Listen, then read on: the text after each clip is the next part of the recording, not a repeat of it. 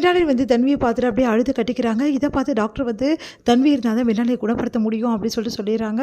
அதனால் வந்து நீங்கள் மின்னாலியை வீட்டுக்கு கூட்டின்னு போய் வச்சுக்கங்க அப்படின்னு சொல்லிடுறாங்க. அதனால் வேறு வழி இல்லாமல் வந்து என்ன பண்ணுறாரு, வீட்டுக்கு கூட்டின்னு வர்றாரு நம்ம விக்ரம் மின்னாலினியும் விக்ரம் வரதை பார்த்துட்டு எல்லாருமே அதிர்ச்சி அடைகிறாங்க. ஏன்டா இப்படிலாம் பண்ண அப்படின்னு சொல்லிட்டு அவங்க அம்மா அப்பா, அதுக்கப்புறம் வந்து வேதாவோட அம்மா அப்பா எல்லாருமே கேட்குறாங்க.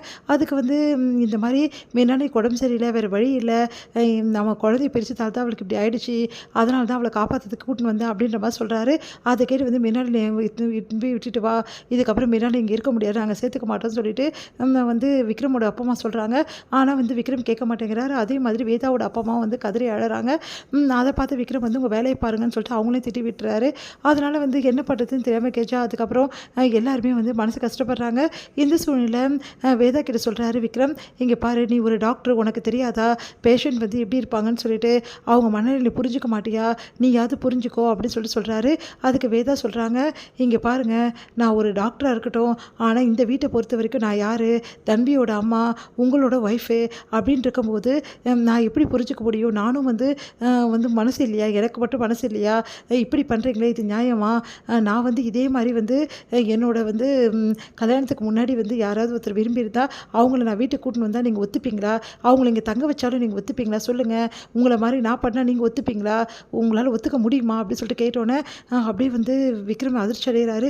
சொல்லுங்கள் விக்ரம், உங்களால் முடியாதுல்ல, அதை ஏற்றுக்கிற பக்கம் உங்களுக்கு இருக்கா, அப்போ எனக்கு மட்டும் எந்த தைரியத்தில் பக்கம் இருக்கும்னு நீங்கள் எதிர்பார்த்தீங்க, இங்கே பாருங்கள், நான் ஒரு டாக்டர் தான், அவங்கள பார்த்து நான் இறக்கப்படுறேன், நான் இல்லைன்னு சொல்லலை, ஆனால் அதுக்காக வந்து இந்த வீட்டில் வந்து அவங்கள வச்சுக்கிட்டு எப்படி நான் இருக்க முடியும், நீங்களே சொல்லுங்கள், இது நீங்கள் பண்ணுறது நியாயமா, இங்கே பாருங்கள், அவங்க மேலே வந்து உங்களுக்கு கருணை இருக்கலாம், அதுக்காக வீட்டுக்கு கூட்டின்னு வருவீங்களா, நம்மளை வந்து வீட்டில் எல்லோரும் என்ன நினைப்பாங்க, அதை விடுங்க, தன்வி என்ன நினைப்பா, தன்வி என்ன அம்மாவன்னு கூப்பிடுவாளா, இல்லை அவங்கள அம்மான்னு கூப்பிடுவாளா, இதெல்லாம் நல்லா இருக்கா நீங்கள் பண்ணுறது அப்படின்னு சொல்லிட்டு கேட்குறாங்க.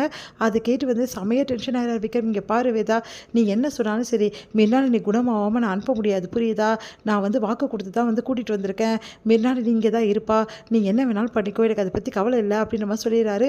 அதை கேட்டு வந்து வேதா வேலை தாங்கிக்கவே முடியல.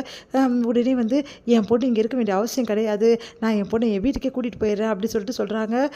நம்ம வந்து காவேரி சொல்கிறத பார்த்துட்டு கெஜா வந்து சொல்கிறாங்க, இங்கே பாரு, அப்படிலாம் கூட்டின்னு போயிடாத, இங்கே இந்த வீட்டில் உரிமை வந்து வேதாக்கு மட்டும்தான் இருக்குது, அந்த மின்னாலினைக்கெலாம் கிடையாது, மின்னாலினையை வந்து பாவமாக பார்த்து அவன் வந்து கூட்டிகிட்டு வந்திருக்கான், இவளை சீக்கிரமாகவே வந்து இவரை விரட்ட வேண்டியது என்னோட கடமை, தயவுசெய்து எனக்கு வந்து அவகாசம் கொடு அப்படின்னு சொல்லிட்டு கெஞ்சி கூத்தாடுறாங்க.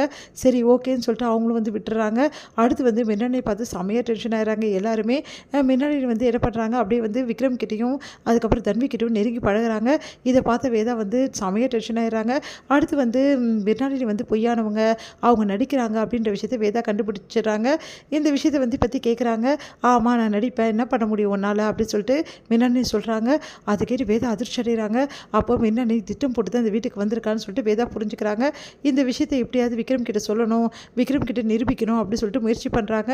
ஆனால் விக்ரம் இதை புரிஞ்சுக்காமல் நடந்துக்கிறாரு. அதனால் வேதா மனசு கஷ்டப்படுறாங்க. மின்னாலினி வந்து வேதா கிட்ட சொல்கிறாங்க, நீ இந்த வீட்டை விட்டு போயிடுன்னு சொல்லிட்டு. அதை கேட்டு வந்து வேதா அதிர்ச்சி அடைகிறாங்க.